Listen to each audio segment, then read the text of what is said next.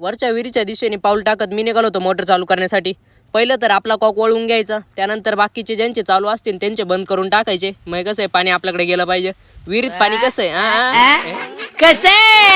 विहिरीनं पण तळ गाठवलंय. म्हटलं आता काय पाणी पुरत नसतंय. थोड्या वेळात भावाचा आहे कॉल आला. भाऊ म्हणे टाकी भरली आहे, मोटर बंद करून टाक. स्टार्टरचं लाल बटन दाबून मोटरीला विश्रांती दिली आणि भर उन्हाळ्यात आहे ना अननस खायची मजाच वेगळी हो. विषयच खोल. भावालाही दिलं होतं अननस. भावाला म्हटलं कसं आहे घे खाऊन, चल आता व्हिडिओ घेतली. बाबांना म्हटलं बाबा अननस कसं आहे.